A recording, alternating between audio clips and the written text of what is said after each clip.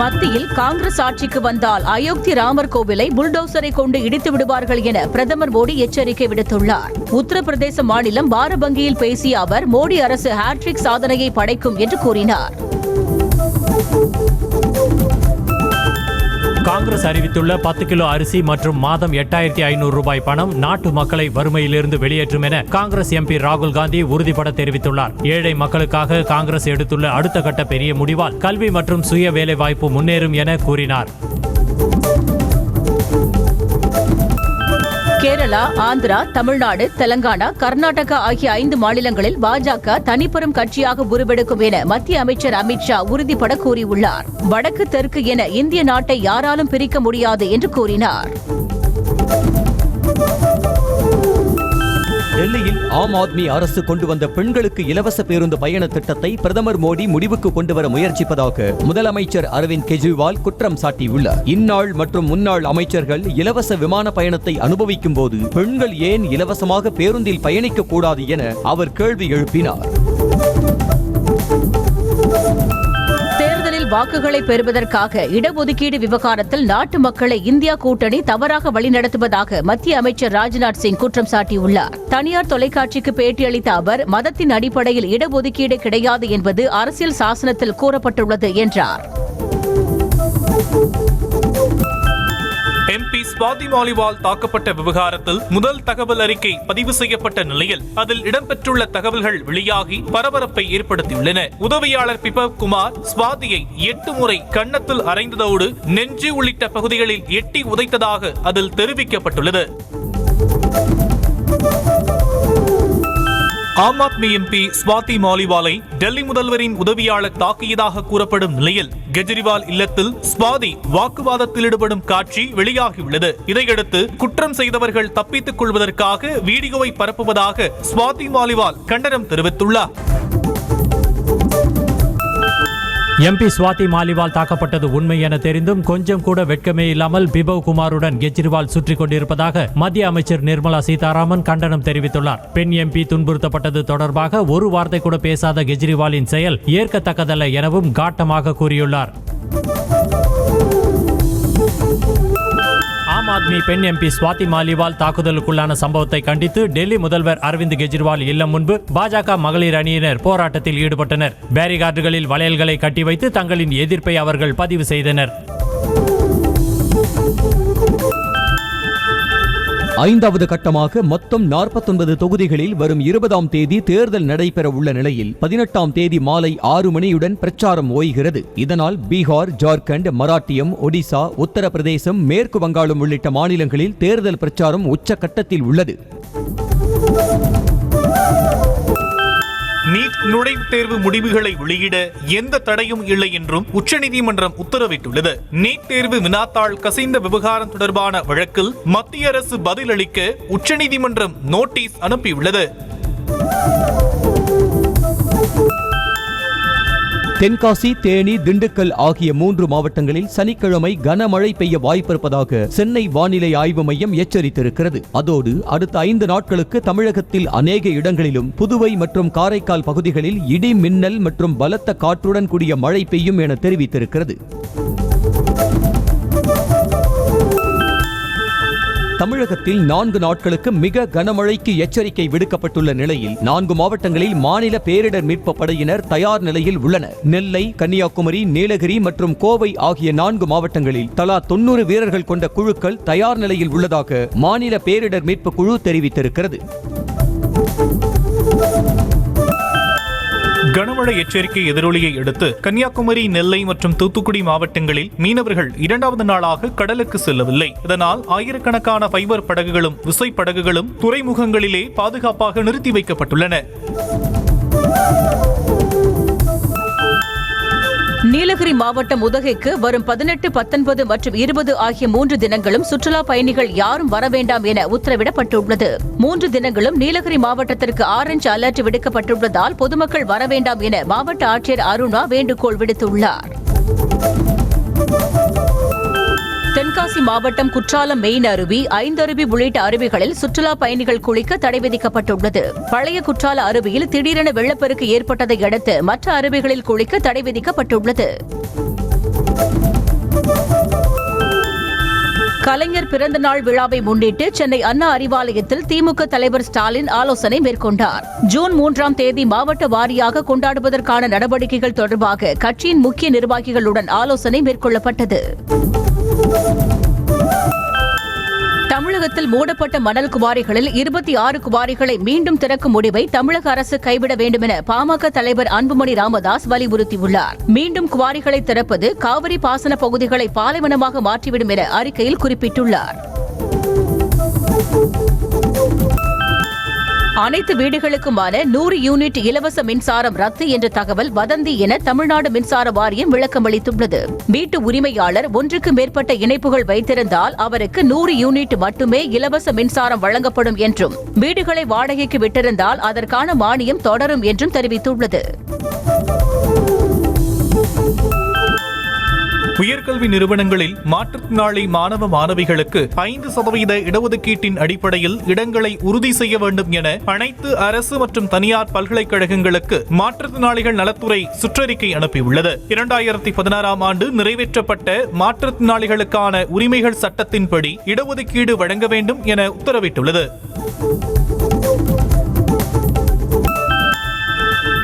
இந்தியாவின் 2வது விண்வெளி நிலையம் குலசேகரப்பட்டினத்தில் அமைக்கப்படுவது குறித்த புரிந்துணர்வு ஒப்பந்தத்தில் தமிழ்நாடு தொழில் வளர்ச்சிக் கழகம் கையெழுத்திட்டுள்ளது. இன்ஸ்பேஸ் நிறுவனத்துடனான புரிந்துணர்வு ஒப்பந்தம் மேற்கொள்ளப்பட்டுள்ளது. பெண் எஸ்பிக்கு பாலியல் தொல்லை கொடுத்த வழக்கில் முன்னாள் சிறப்பு டிஜிபி ராஜேஷ் தாஸை கைது செய்ய உச்சநீதிமன்றம் தடை விதித்துள்ளது. ராஜேஷ் தாஸ் சிறை தண்டனைக்கு தடை விதிக்க கோரிய வழக்கில் தமிழக காவல்துறை பதிலளிக்க உத்தரவிட்டு விசாரணையை ஜூலை மாதத்துக்கு உச்சநீதிமன்றம் ஒத்திவைத்தது. சென்னையில் 22 கேரட் ஆபரண தங்கத்தின் விலை சவரனுக்கு 200 ரூபாய் குறைந்து 54,160 ரூபாய்க்கு விற்பனை செய்யப்படுகிறது. தங்கம் கிராமுக்கு 25 ரூபாய் குறைந்து 6,770 ரூபாய்க்கு விற்கப்படுகிறது. வெள்ளி விலை கிராமுக்கு எவ்வித மாற்றம் இன்றி 92 ரூபாய் 50 காசுகளுக்கு விற்பனை செய்யப்படுகிறது. மேற்கு வங்கத்தில் 2021ஆம் ஆண்டு சட்டமன்ற தேர்தலுக்கு பின் நடந்த வன்முறை வழக்கு தொடர்பாக திரிணாமுல் காங்கிரஸ் கட்சி தலைவர்களின் வீடுகளில் சிபிஐ அதிகாரிகள் சோதனை மேற்கொண்டனர். இந்த வழக்கு தொடர்பாக 52 பேர் எஃப்ஐஆரில் இணைக்கப்பட்டுள்ளதாக சிபிஐ அதிகாரிகள் தெரிவித்தனர். தூர்தர்ஷன் தொலைக்காட்சி மற்றும் அகில இந்திய வானொலியில் தேர்தல் பிரச்சார உரையாற்றிய எதிர்க்கட்சித் தலைவர்கள் சீதாராம் யெச்சூரி, தேவராஜன் ஆகியோர் இஸ்லாமியர்கள் வகுப்புவாத சர்வாதிகார ஆட்சி போன்ற சொற்களை பயன்படுத்தக்கூடாது என நிர்பந்திக்கப்பட்டதாக புகார் தெரிவித்துள்ளனர். நார்வேயின் மத்திய வங்கியான நோர்ஜஸ் வங்கி அரசாங்கத்தின் ஓய்வூதிய நிதிக்கு தகுதியான நிறுவனங்களின் பட்டியலில் இருந்து அதானி போர்ட்ஸ் நிறுவனத்தை நீக்குவதாக அறிவித்துள்ளது. போர் மற்றும் மோதல்கள் நிறைந்த பகுதிகளில் மனித உரிமை மீறல்கள் தொடர்பான விஷயங்களில் அதானி போர்ட்ஸ் நிறுவனத்திற்கு தொடர்பு இருப்பதாக கூறி நடவடிக்கை எடுத்துள்ளது. மகாராஷ்டிர மாநிலம் புனே விமான நிலையத்தில் டெல்லி புறப்படவிருந்த ஏர் இந்தியா விமானம் ஓடுதளத்திற்கு செல்லும் வழியில் இழுவை டிராக்டர் மீது மோதி விபத்துக்குள்ளானது. விமானத்தின் முன்பகுதி சேதமடைந்த நிலையில் அதிர்ஷ்டவசமாக 180 பயணிகளும் உயிர் தப்பினர்.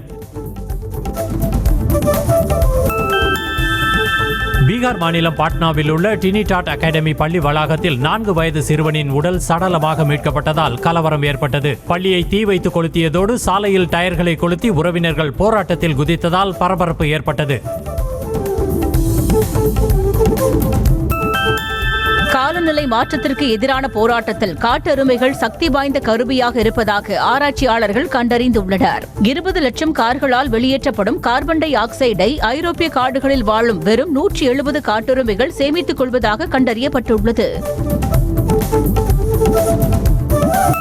மின்சாரம் மற்றும் குளிர்சாதன பெட்டி இல்லாமல் தண்ணீரை குளிர்விக்கும் ஈஸியான ஹேக்கை பெண் ஒருவர் சமூக வலைதளத்தில் பகிர்ந்துள்ளார். இன்ஸ்டாகிராம் பிரபலமான சின்ஹா என்பவர் பிளாஸ்டிக் பாட்டிலில் தண்ணீர் நிரப்பி அதனை ஈரத் துணியால் கட்டி மரத்தில் தொங்கவிட்டுள்ள வீடியோவை பகிர்ந்தார். மும்பையில் ராட்சத பேனர் சரிந்து விழுந்து 14 பேர் உயிரிழந்த நிலையில் சென்னையில் அனுமதியின்றி வைக்கப்பட்டுள்ள விளம்பர பலகைகளை அகற்ற மாநகராட்சி ஆணையர் ராதாகிருஷ்ணன் உத்தரவிட்டுள்ளார். விளம்பர பலகை வைக்க அனுமதி கோரி வந்த 1100 விண்ணப்பங்களில் 40 நிராகரிக்கப்பட்டுள்ளதாக தெரிவிக்கப்பட்டுள்ளது.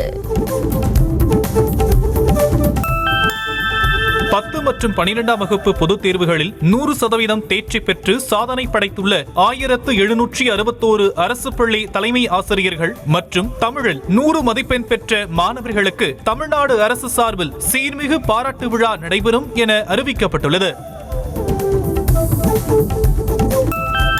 தமிழகத்தில் ஜூன் 6ஆம் தேதி பள்ளிகள் திறக்கப்படலாம் என்ற தகவல் வெளியாகியுள்ளது. ஜூன் 4ஆம் தேதி வாக்கு எண்ணும் பணியில் அரசு பள்ளி ஆசிரியர்கள் ஈடுபட உள்ள நிலையில் சில இடங்களில் வாக்கு எண்ணிக்கை நள்ளிரவு வரை நீடிக்கும் என்பதால் அடுத்த நாள் பள்ளிகளுக்கு விடுமுறை அளிக்க உள்ளதாகவும் கூறப்படுகிறது. தமிழகத்தில் அரசு பள்ளிகளில் பணிபுரியும் அனைத்து வகையான ஆசிரியர்களின் 2024-25ஆம் ஆண்டுக்கான பொது கலந்தாய்வு மற்றும் பதவி உயர்வுக்கு விண்ணப்பிக்க கால அவகாசம் நீட்டிக்கப்பட்டுள்ளது. அதன்படி 25ஆம் தேதி வரை விண்ணப்பிக்கலாம் என்று அறிவிக்கப்பட்டுள்ளது. சென்னை ராஜீவ்காந்தி அரசு மருத்துவமனையின் டவர் பிளாக் ஒன்றில் அரை மணி நேரத்திற்குள் 3 முறை மின்சாரம் தடை செய்யப்பட்டதால் நோயாளிகள் கடும் சிரமத்திற்கு உள்ளாகினர். இதனால் சீரான மின்சார விநியோகம் செய்ய நோயாளிகளும் அவர்களின் உறவினர்களும் கோரிக்கை விடுத்துள்ளனர். சென்னை எழும்பூர் ரயில் நிலையத்தில் டிக்கெட் முன்பதிவு மையம் மாற்றப்பட்டுள்ளது குறித்து முறையான அறிவிப்பு பலகை இல்லாததால் பயணிகள் அவதியடைந்தனர். மறுசீரமைப்பு பணிகள் காரணமாக பூந்தமல்லி சாலையை ஒட்டி ரயில்வே பாதுகாப்பு படை அலுவலக வளாகத்தில் டிக்கெட் பதிவு மையம் செயல்பட தொடங்கியுள்ளது.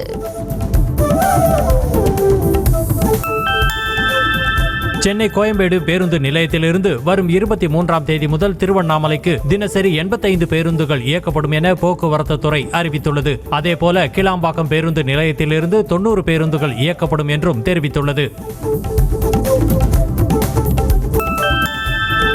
திண்டுக்கல் மாவட்டம் கொடைக்கானலில் உள்ள பிரையண்ட் பூங்காவில் 61வது மலர் கண்காட்சி தொடங்கிய நிலையில் கட்டண உயர்வால் சுற்றுலா பயணிகள் வருகை குறைந்து களை இழந்தது. மேலும் கலை நிகழ்ச்சிகள் நடைபெறும் அரங்கில் மேற்கூரை பணிகள் முழுமையாக முடிவடையாததால் மக்கள் மழையில் நனைந்தபடியே பார்வையிட்டனர். கிருஷ்ணகிரி மாவட்டம் ஹசூர் அருகே உள்ள கெலவரப்பள்ளி நீர்த்தேக்க அணையிலிருந்து வெளியேறும் நீரில் 5வது நாளாக ரசாயன நுரை மிதந்து சென்றதால் விவசாயிகள் வேதனை தெரிவித்திருக்கின்றனர். அணையிலிருந்து வெளியேறும் நீரின் அளவு குறைந்தும் குவியல் குவியலாக ரசாயன நுரை பொங்கிச் செல்வது குறையவில்லை. கோவை கவுண்டம்பாளையம் பகுதிகளில் 1 மணி நேரத்திற்கு மேலாக பெய்த கனமழை காரணமாக சாலைகளில் மழைநீர் தேங்கியதால் வாகன ஓட்டிகள் கடும் அவதியடைந்தனர். மேலும் சாலையோரம் நிறுத்தி வைத்திருந்த வாகனங்களை மழைநீர் சூழ்ந்த நிலையில் வெப்பம் தணிந்து குளிர்ச்சியான சூழல் நிலவியதால் பொதுமக்கள் மகிழ்ச்சியடைந்தனர். ஏற்காட்டில் திடீரென பெய்த கனமழையில் நனைந்தபடி சுற்றுலா பயணிகள் ஏரியில் படகுகளில் சவாரி செய்து உற்சாகமடைந்தனர். வெளுத்து வாங்கிய கனமழையால் சாலைகளில் மழைநீர் பெருக்கெடுத்து ஓடியும் மலைப்பகுதிகளில் புதிதாக அருவிகள் உருவாகி குளிர்ச்சியான சூழல் நிலவியது. வைகை அணையில் திறக்கப்பட்ட தண்ணீர் இரு கரைகளையும் தொட்டபடி கீழப்பசலை மதகு அணையில் வழிந்தோடும் கழுகு பார்வை காட்சி வெளியாகியுள்ளது. ராமநாதபுரம், சிவகங்கை, மதுரை மாவட்ட விவசாயிகள் பயன்பெறும் வகையில் வைகை அணையிலிருந்து வினாடிக்கு 3000 கன அடி தண்ணீர் திறக்கப்பட்டுள்ளது. சில நாட்களாக பெய்து வரும் கனமழையின் காரணமாக தூத்துக்குடியில் உள்ள உப்பளங்கள் மழைநீரில் முழுகி உப்பு உற்பத்தி பாதிக்கப்பட்டுள்ளது. சேகரித்து வைக்கப்பட்டிருந்த உப்பும் மழையில் கரைந்து சேதமடைந்ததால் உற்பத்தியாளர்கள் கவலை அடைந்துள்ளனர். விருதுநகர் மாவட்டம் அருப்புக்கோட்டையில் பெய்த கனமழை காரணமாக சாலையில் மழைநீருடன் கழிவுநீர் கலந்து தேங்கியதால் பொதுமக்கள் கடும் அவதியடைந்தனர். புளியம்பட்டி, வேலாயுதபுரம், காந்தி மைதானம், சொக்கலிங்கபுரம், நெசவாளர் colony, Virudhunagar road, Tiruchuli road, Vellakottai உள்ளிட்ட பகுதிகளில் பரவலாக மழை பெய்தது. மதுரையில் தொடர்ந்து பெய்த கனமழையால் வீட்டின் மேற்கூரை இடிந்து விழுந்ததில் ஒருவர் உயிரிழந்தார். மதிச்சியம் சப்பானி கோயில் தெருவைச் சேர்ந்த பாலசுப்ரமணியன் என்பவர் வீட்டில் தூங்கிக் கொண்டிருந்த போது வீட்டின் மேற்கூரை சுவர் இடிந்து விழுந்ததில் உடல் நசுங்கி உயிரிழந்தார். உச்சநீதிமன்ற வழக்கறிஞர்கள் சங்க தேர்தலில் மூத்த வழக்கறிஞர் கபில் சிபல் வெற்றி பெற்றுள்ளார். அவர் மொத்தம் 1066 வாக்குகள் பெற்று தம்மை எதிர்த்து போட்டியிட்ட மூத்த வழக்கறிஞர் பிரதீப் ராயை தோற்கடித்ததாக தெரிவிக்கப்பட்டுள்ளது. மாரியம்மன் திருவிழாவை முன்னிட்டு கரூர் மாவட்டத்திற்கு வரும் 29ஆம் தேதி உள்ளூர் விடுமுறை அளித்து மாவட்ட ஆட்சியர் தங்கவேல் உத்தரவிட்டுள்ளார். அதற்கு பதிலாக ஜூன் 8ஆம் தேதி வேலை நாளாக செயல்படும் என மாவட்ட ஆட்சியர் அறிவித்துள்ளார். நாமக்கல் மாவட்டம் இளையாம்பாளையத்தில் உள்ள விவேகானந்தா கல்வி குழுமத்தில் 2வது நாளாக வருமான வரித்துறை அதிகாரிகள் சோதனை நடத்தினர். வரி ஏய்ப்பு புகார் தொடர்பாக கல்லூரி தாளாளர் கருணாநிதி வீடு மற்றும் அவருடைய மருமகன் அர்த்தநாரீஸ்வரரின் வீடு உள்ளிட்ட இடங்களில் ஆய்வு நடத்தப்பட்டது. சிவகங்கை அரசு மருத்துவக் கல்லூரி மருத்துவமனையில் உள்ள எக்கோ மருத்துவ பரிசோதனை வாரத்தில் 3 நாட்கள் மட்டுமே செயல்படுவதால் இருதய நோயாளிகள் நீண்ட வரிசையில் காத்திருக்கும் நிலை ஏற்பட்டுள்ளதாக புகார் எழுந்துள்ளது. இதனால் நிரந்தர மருத்துவர்களை நியமிக்க வேண்டும் என்ற கோரிக்கை எழுந்துள்ளது.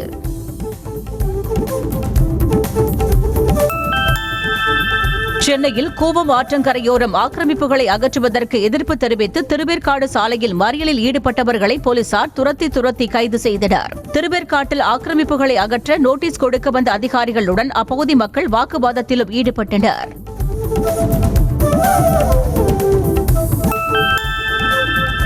சென்னை எண்ணூர் அடுத்த எர்ணாவூர் பகுதியில் கடந்த 5 நாட்களாக குடிநீர் முறையாக வழங்கவில்லை என கூறி அப்பகுதி மக்கள் காலி குடங்களுடன் சாலை மறியல் போராட்டத்தில் ஈடுபட்டனர். மேலும் புகார் அளித்தும் அதிகாரிகள் நடவடிக்கை எடுக்கவில்லை என குற்றஞ்சாட்டினர். நாகப்பட்டினம் தூத்துக்குடி தேசிய நெடுஞ்சாலையில் இருபுறமும் கருவேல மரங்கள் மண்டி கிடக்கும் நிலையில் அதனை அப்புறப்படுத்தி சாலையை பராமரிக்க வேண்டும் என மக்கள் கோரிக்கை வைத்துள்ளனர். கருவேல மரங்கள் சாலையோரம் உள்ள அறிவிப்பு பலகைகளை மறைப்பதால் விபத்துகள் ஏற்படுவதாக கூறப்படுகிறது.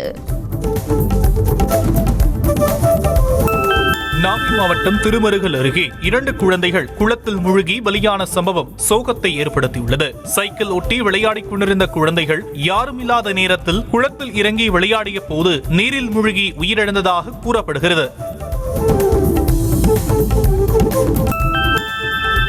திருவள்ளூர் மாவட்டம் திருத்தணி அருகே கல்லூரி மாணவி தற்கொலை சம்பவத்தில் உரிய விசாரணை நடத்தக் கோரி கிராம மக்கள் சென்னை திருப்பதி தேசிய நெடுஞ்சாலையில் சாலை மறியல் போராட்டத்தில் ஈடுபட்டனர். பொன்பாடி மேட்டுக்காலனி பகுதியைச் சேர்ந்த நரசிம்மன் என்பவருடைய மகள் ரஞ்சினி வீட்டில் தூக்கிட்டு தற்கொலை செய்து கொண்டார். விருதுநகர் மாவட்டம் காரியாபட்டி அருகே வீட்டில் தனியாக இருந்த மூதாட்டியின் கழுத்தை அறுத்து கொலை செய்துவிட்டு நகைகளை கொள்ளையடித்த 3 பேரை போலீசார் கைது செய்தனர். மூதாட்டியை கொலை செய்துவிட்டு தலைமறைவாக இருந்த மணிகண்டன், சிலம்பரசன், தினேஷ் ஆகியோர் கைது செய்யப்பட்டனர். நெல்லை அம்பாசமுத்திரம் அருகே ஆடுகளை கடித்து குதறிய சிறுத்தையை கூண்டு வைத்து பிடிக்கும் பணியில் வனத்துறையினர் ஈடுபட்டுள்ளனர். மேலும் நெஸ் என்ற மோப்பநாய் உதவியுடன் சிறுத்தையை பிடிக்கும் பணியை வனத்துறையினர் தீவிரப்படுத்தியுள்ளனர்.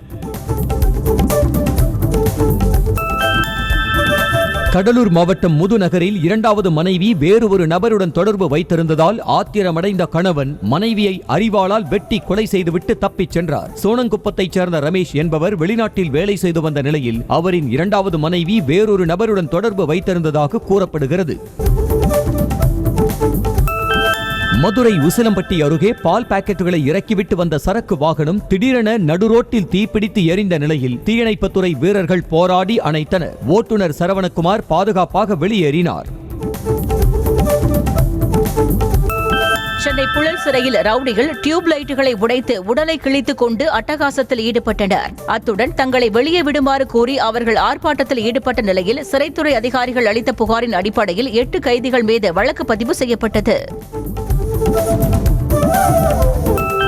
நெல்லை பாளையங்கோட்டை மத்திய சிறையில் கைதிகளிடையே யார் முதலில் உணவு வாங்குவது என ஏற்பட்ட தகராறில் 4 பேர் ஒருவரை ஒருவர் தாக்கிக் கொண்ட சம்பவம் அரங்கேறியுள்ளது. இதையடுத்து மோதலில் ஈடுபட்ட பேரென்பராஜ், மணிகண்டன், சந்தோஷ் மற்றும் ராஜகோபால் மீது வழக்கு பதிவு செய்யப்பட்டுள்ளது. சிங்கப்பூர் மற்றும் ஹாங்காங்கை தொடர்ந்து எவரெஸ்ட் மற்றும் MDH மசாலா பொருட்களை நேபாளமும் தடை விதித்துள்ளது. இந்த 2 மசாலாக்களிலும் தீங்கு விளைவிக்கும் ரசாயனங்களின் தடயங்கள் இருப்பதாக நேபாள உணவுத்துறை தெரிவித்துள்ளது.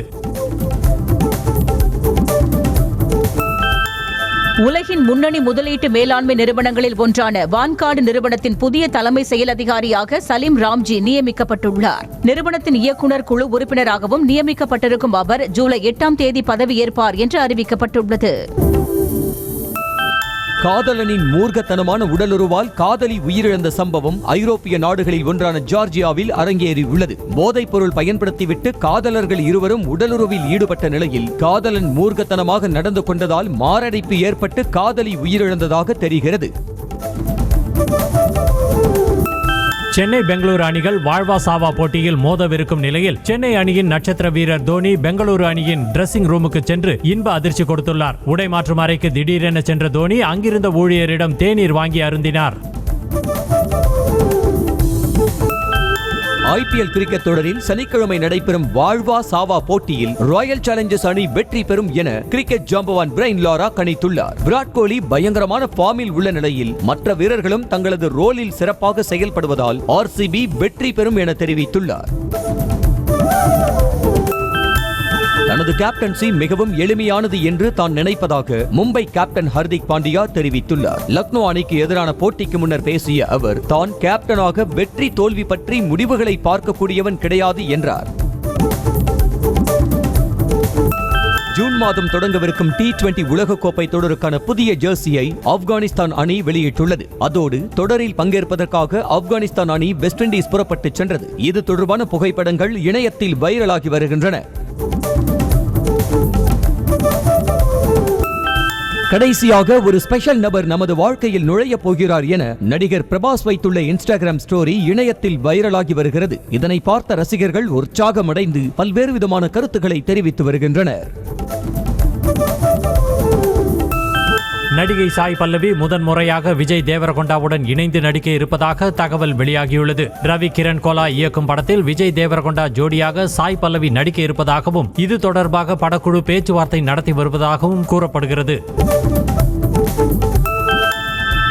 ஆடை வடிவமைப்பாளர் பிரீத்தம் ஜுகல்கருக்கு நடிகை சமந்தா பிறந்த நாள் வாழ்த்து தெரிவித்த நிலையில் அவர்களை நாக சைத்தன்யா ரசிகர்கள் திட்டி தீர்த்து வருகின்றனர். நாக சைத்தன்யா சமந்தா ஜோடி பிரிவதற்கு சமந்தாவின் பாய் பெஸ்டி பிரீத்தம் தான் காரணம் என வசைபாடி வரும் நாக சைத்தன்யா ரசிகர்கள் இந்த பதிவால் மேலும் கொதிப்படைந்துள்ளனர். கான்ஸ் திரைப்பட விழாவில் சிவப்பு நிற கவுனை அணிந்து கொண்டு நடிகை ஊர்வசி ரவுத்தேலா பங்கேற்றது தொடர்பான புகைப்படங்கள் வெளியாகியுள்ளன.